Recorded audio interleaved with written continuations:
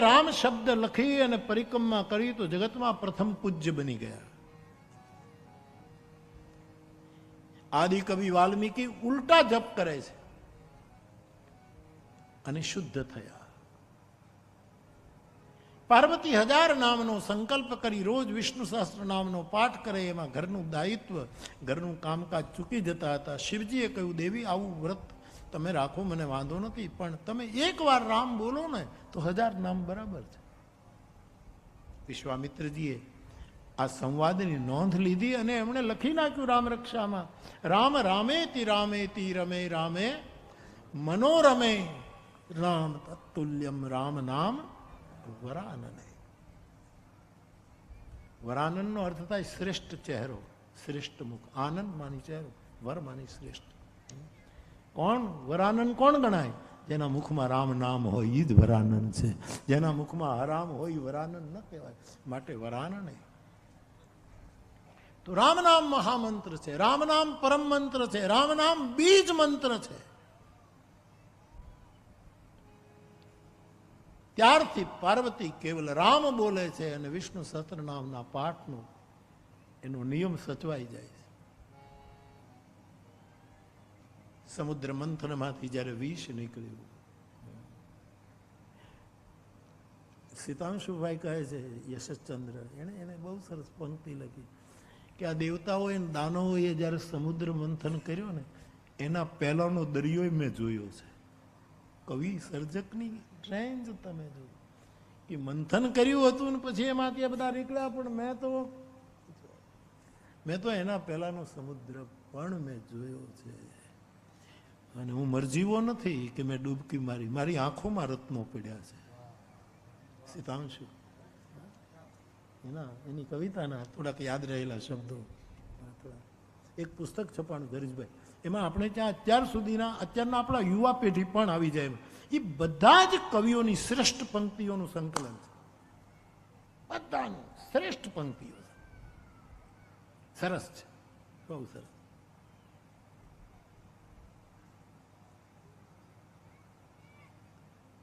તો બાપ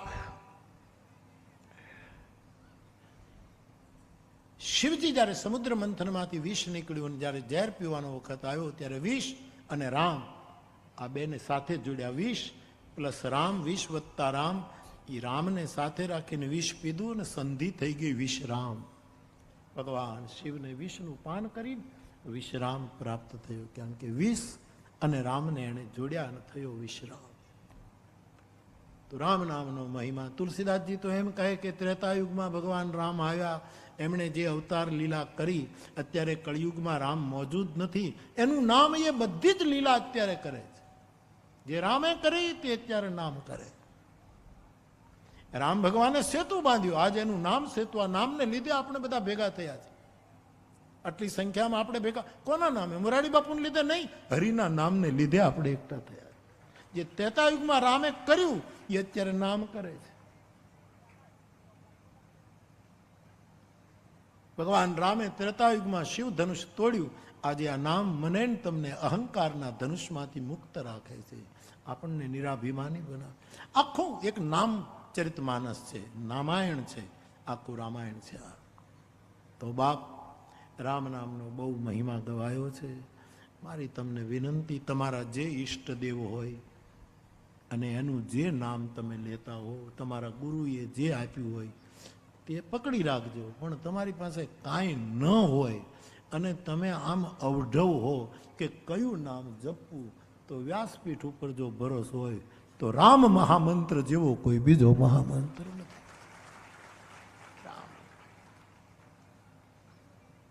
વિનોબાજી છેવટે રામકૃષ્ણ હરિને બદલે કૃષ્ણ કાઢી નાખ્યું હે ને. વિનોબાજીની સમાધિ વર્ધામાં તમે જાઓ પવનારમાં, તો ત્યાં શું લખ્યું છે? રામ હરિ રામ હરિ રામ. કૃષ્ણ કાઢી નાખ્યું. કોઈ પૂછ, આ તો રામકૃષ્ણ હરિ તો વારકરી સંપ્રદાયનો કેટલો મોટો મંત્ર. અને વિનોબાજી તો એ સંપ્રદાયના કેટલા મોટા નિષ્ણાત મહાપુરુષ. પણ રામકૃષ્ણ હરિને બદલે રામ હરિ રામ. એ પોતે કાગળ લખે તો છેલ્લે રામ હરિ કરીને વિનયાના પ્રણામ એમ લખી નાખતા હતા. રામ હરિ કૃષ્ણ રામ બધા એક જ છે ત્રણેય, પણ રામ શબ્દને હટાવ્યો નથી એણે. રામ હરિ રામ હરિ. આ બધા પંડાલમાં લખ્યું રામ કૃષ્ણ હરિ રામ. 1 મિનિટ.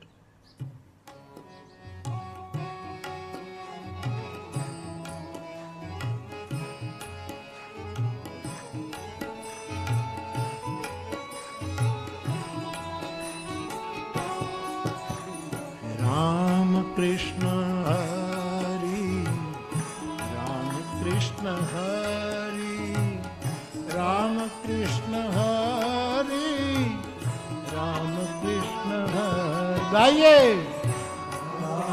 સબ ગાઈએ.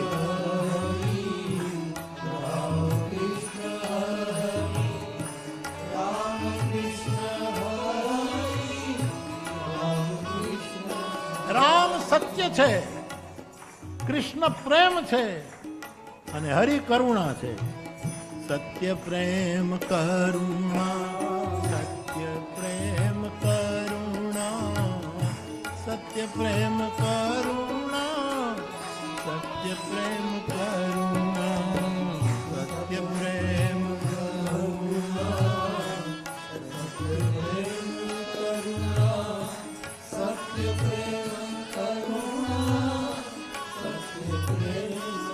જય જય રામ કૃષ્ણ હરિ રામ કૃષ્ણ હરિ રામ કૃષ્ણ હરિ રામ કૃષ્ણ હરિ. હરિ બોલ.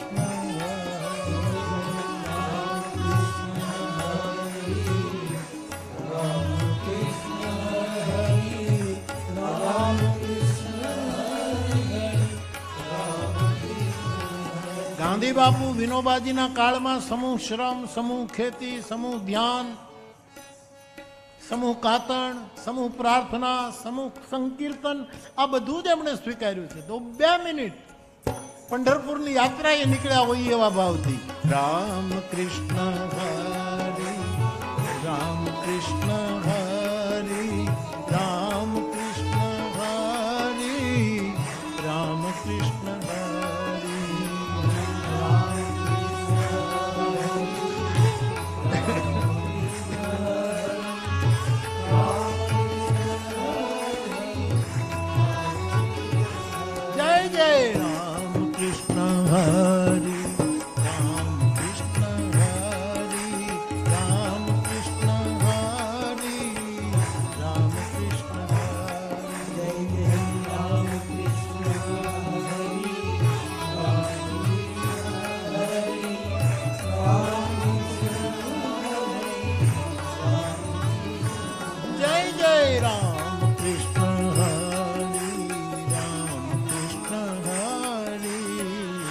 રામ કૃષ્ણ હરિ રામ કૃષ્ણ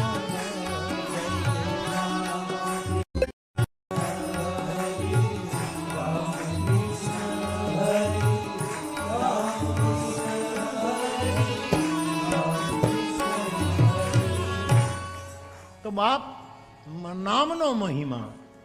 આપ સ્વતંત્ર છો. જે નામ આપને ગમતું હોય, ગુરુએ આપ્યું હોય, જે કંઈ બધાનો સ્વીકાર છે. પરંતુ એટલું તો સમજો કે રામ નામ એ આદિ અનાદિ મહામંત્ર છે, પરમ મંત્ર છે, બીજ મંત્ર છે. એમાં કોઈ પહેલું ન કરી શકે. તુલસીદાસજી આ બધા શબ્દોનો પ્રયોગ કર્યો છે. મંત્ર રાજ છે આ રામ નામ. તો મને આમે બોલવામાં બધું સરળ પડશે. રામ રામ રામ બોલો એટલે. ઘણા એમ પૂછે ને કે અમે તો કૃષ્ણને માનીએ છીએ, તો રામ બોલવામાં કે રામ બોલો એટલે રાનો રાધા થઈ જાય ને મનો મદન મોહન થઈ જાય, તમારું જળવાઈ રહેશે. રામ બોલો એટલે રા એટલે રાધા ને મ એટલે મદન મોહન. તમારે જો લેવું જ હોય, વાંધા જ ઊભા કરવા હોય તો પછી આમાં કાંઈ થાય નહીં. બાકી તો રામ શબ્દ બોલો એટલે રામાયણનો પાઠ થઈ જાય ને મહાભારતનો પાઠ થઈ જાય.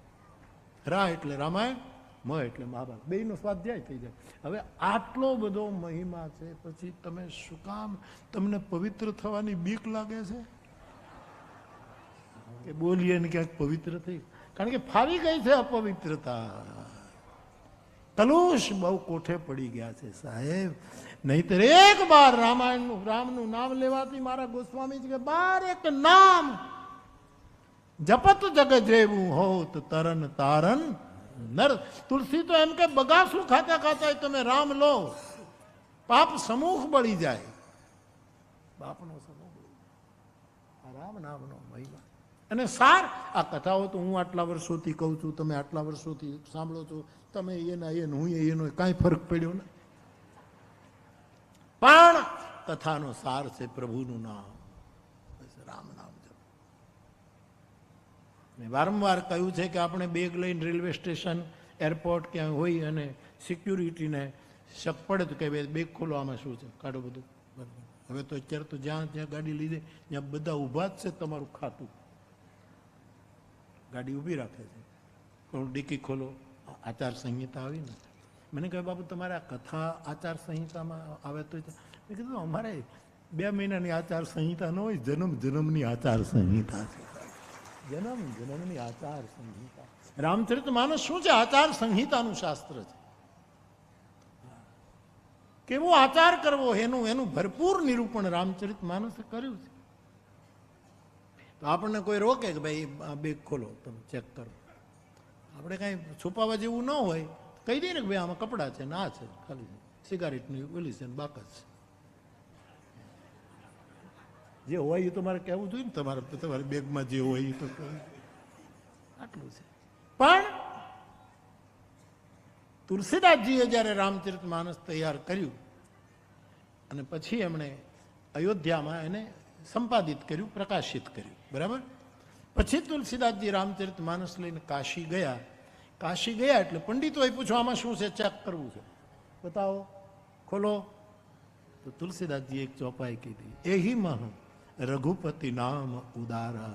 આમાં ચરિત્ર છે, પ્રસંગો છે, પણ મૂળ વસ્તુ તો આમાં રામનું નામ છે, સારભૂત એકમાત્ર રામનું નામ.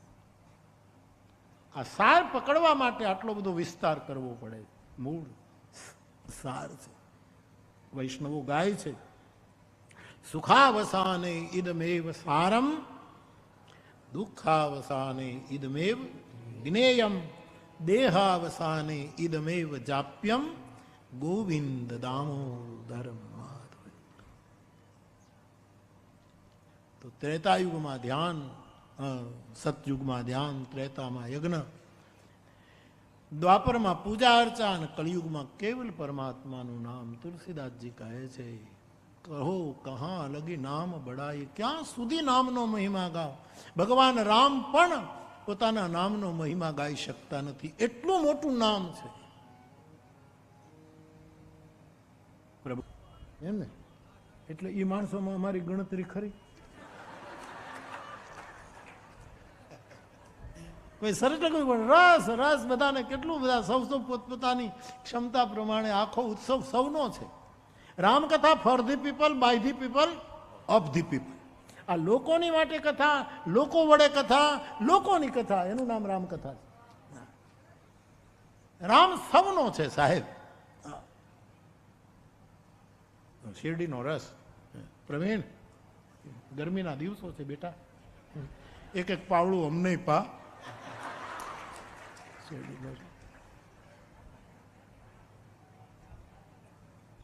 કાલે આમ સાંજે કથા પૂરી થઈ, મને ચા પીવાની ઈચ્છા થઈ. ચા તો હવે પીવી પડશે, અને ઉતારે પહોંચતા પહેલા તો હાવ ઢીલા થઈ જશું આપણે, એટલે પીંડીઓ કળવા માંડી છે. ચા તો વગર, જેમ નશાવાળાને જેમ નશો ન મળે નહીં, ચા પણ એક વ્યસન જ છે. ન પીતા હો તો નહીં પીતા, પણ હું પીવું છું એટલે મને કહેવાનો અધિકાર નથી. બાકી અંતે તો વ્યસન છે ચા પણ. વ્યસનનો અર્થ જ થાય દુઃખ. સંસ્કૃત વ્યસન માની દુઃખ, વ્યસન માની. એવમ પુલીના વ્યસના વિભૂતા ન નીતિ માર્ગમ પરિલંઘયમ. આવું સંસ્કૃત સુભાષિતકારો લખી ગયા. તો અમે ચા પીવા ગયા હતા, તો જૈન પરિવાર હતો બધો. તો કે બાપુ તમે અમારે આંગણે, તમે અરે. કીધું ભાઈ અમારે ચા પીવી છે, કામે આવ્યા છીએ, એમને હું કંઈ નથી. ચા મકા. આયરની બે દીકરીઓ હતી, એને તરત ચાય. બાબુ રોટલા? મેં કે રોટલા નહીં, મને લોટ માંગવાની ટેવ છે એક સાધુ તરીકે, મને લોટ આપી દે સાહેબ. મેં મારા પાત્રમાં લોટ લઈ લીધો. એ કે બાજરાનો હોય છે ને ઘઉંનો. મેં કીધું બે ભેગું કરી દે ને. ત્યાં રસ્તામાં એક જણો મળે, બાપુ જીરું લેતા જાઓ, જીરું. જીરુંનું પોટલું આપ્યું. મેં સંતરામને કીધું આ મિક્સ છે, ઘઉંનો બાજરાનો, એનો રોટલો બનાવ, અને એમાં આવતું જીરું નાખ. કાલે વાળું કર્યા તો જીરો વાળો રોટલો. એક બટકામાં ચાવીએ તો આપણને એમ થાય કે તો બાજરાનો છે, વળી બીજી દાઢમાં લઈ ક્યાં તો કે ઘઉંનો છે, ક્યાં ત્રીજું બટકું ભરી જતો આ તો જીરું નીકળ્યું. અરે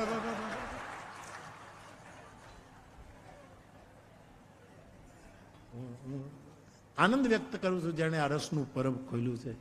સૌની કથા છે બાપ, સૌ પોતપોતાની રીતે પોતાની સેવા કરે. તો મારો કહેવાનો અર્થ, રામ શર્મા બાપજી એમ કહેતા હતા કે આમાં બધા નિયમો હોય, અમુક અનુષ્ઠાનો હોય, પછી એનો દશાંશ કરવો પડે, એમાં ક્યાંય ભેદ ન થાય. પણ હરિનામમાં કોઈ નિયમ નથી. તુલસીદાસજી શું લખે છે?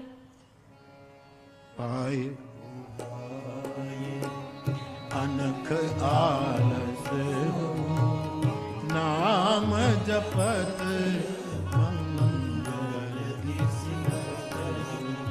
નામ જપત. માનસકાર કહે ભાવથી જપો તો પણ ફાયદો, ભાવ ન જાગે તો પણ ફાયદો, આળસથી જપો તો પણ ફાયદો, બેઠા બેઠા જપો, ઉભા કોઈ પણ રીતે હરિનામમાં ફાયદો છે. નામ જપત મંગળ દિશી દસ હું. નામ જપતા દશેય દિશાઓમાં મંગળ વ્યાપે છે, એવો નામનો મહિમા ગોસ્વામીજીએ રામચરિત માનસમાં ગાયો. તેથી હરિનામ લેવું આ કળિયુગનો મંત્ર છે. કથામાં બધું ભૂલાઈ જાય, સ્વાભાવિક. ઘણું કહેવાતું હોય એ બધું ભૂલાય પણ જતું હોય, પણ રામ નામ જો યાદ રહી જાય તો બેડો પાર છે. માટે 1-2 મિનિટ રામ નામનું સંકીર્તન કરી લઈએ, અને પછી પ્રથમ કહા મેં શિવચરિત્ર. શિવચરિત્રમાં જેટલો સમય આપણે છે એટલા સમયમાં આગળ વધીએ, પણ ભાવથી ભીતરથી બધા જ. આ કચ્છમાં સૂર બહુ સરસ છે. કચ્છવાળા સૂરના પાકા છે, તાલના પાકા છે, શબ્દના પાકા છે. સંતવાણી જેટલી અહીંયા પોખાય છે એટલી બીજે બહુ ઓછી પોખાય. રહેવા જેવો પ્રદેશ છે નહીં? હજી 7 દિવસ રહેવું છે. હા, 7 દિવસ રહેવું, પછી તો કર ભૈરવી કર. વેલજીભાઈની ભૈરવી.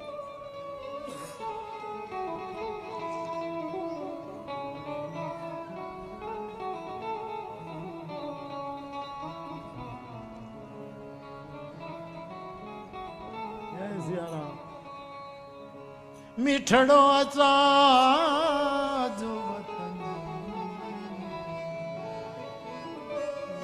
મીઠડો આચાજો વતન કે માતૃભૂમિ.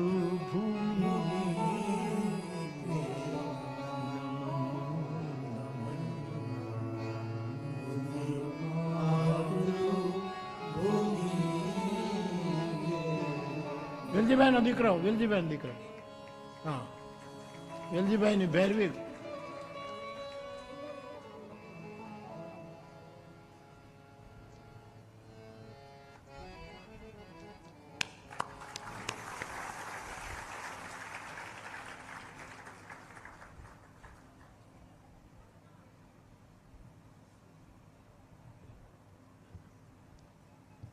જે સુર લેવો હોય.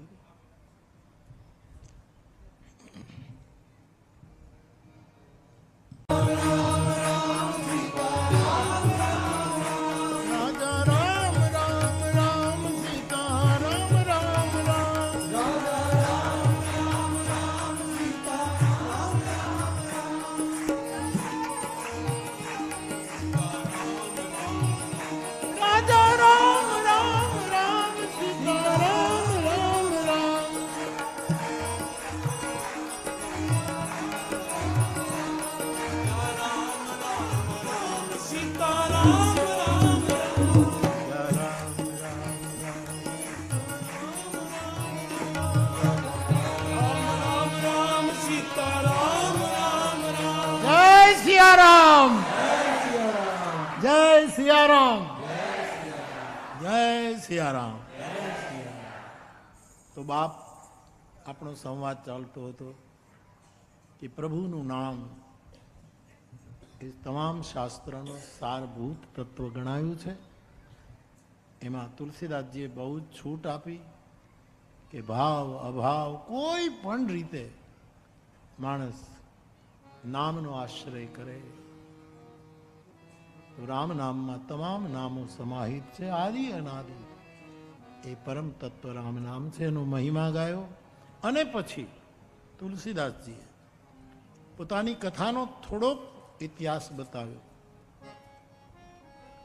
કે સૌ પ્રથમ આ કથા શિવજીએ રચી, પાર્વતીને સંભળાવી. પછી આ કથા કાગભૂસુંડી પાસે ગઈ, એમણે ગરુડને સંભળાવી. પછી આ કથા ધરતી ઉપર શિખરથી નીચે ઉતરી, પ્રયાગમાં યાજ્ઞવલ્ક મહારાજ પાસે આવીને એમણે ભરદ્વાજજીને આ કથા સંભળાવી. અને તુલસી કહે, એના પછી મને મારા ગુરુએ વરાહ ક્ષેત્રમાં, શુકર ક્ષેત્રમાં આ કથા સંભળાવી. એ વખતે મારી નાદાન ઉંમર, બાળકપણું, મારા ગુરુએ મને કથા કહી પણ મારા મનમાં ઉતરી નહીં. તુલસી કહે છે, તદપી કહી ગુરુ બારહી બારા. કૃપાલુ ગુરુએ મને વારંવાર એ કથા સંભળાવ્યા જ કર્યા. ત્યારે મારા મનમાં થોડુંક કંઈક બેઠું.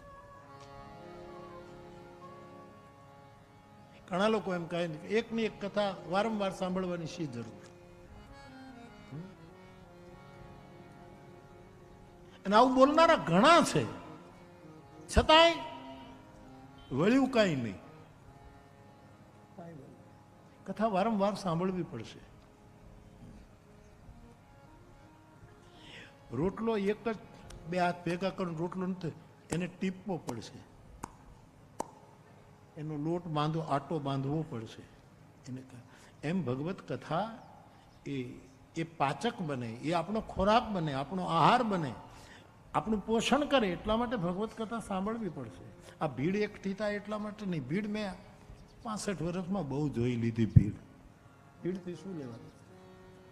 પણ સાંભળતા સાંભળતા સાંભળતા આપણે બધા જ જોઈએ છીએ કે ઘણી વખત મજબૂત કાંડાવાળો માણસ હોય તો એક ગાય નાળિયેર ફોડ નાખે, નહીતર મારા જેવા હોય તો 5-6 ઘા તો કરવા જ પડે. નાળિયેર લઈને મારીએ, બીજી વાર 6-7 વખત મારીએ ત્યારે ફૂટે. એમ સાહેબ, મારે તમારે રામ નામ, રામકથા, હરિસ્મરણ કરતા જ રહેવું પડશે. એમાંથી ક્યારેક જ્યારે યોગ થશે ત્યારે ઘટના ઘટશે. તો મેં બહુ કથા સાંભળી પણ મારા મનમાં ન ઉતર્યું. તુલસી કહે, તોય ગુરુએ મને કથા સંભળાવ્યા જ કર્યા. ત્યારે મારા મનમાં થોડીક કથા બેઠી અને પછી મેં નિર્ણય કર્યો કે હું આને ભાષાબદ્ધ કરું, એક પ્રબંધ કાવ્યના રૂપમાં હું એને જગતની સામે એને સંપાદિત કરું. 1631ની સાલ હતી સાહેબ. અત્યારે 2000 ને કેટલામી સાલ છે? ઈસુનું કેટલું વર્ષ? 2080 કે 2019? નિલેશ તું તો કે 80. 1631ની સાલ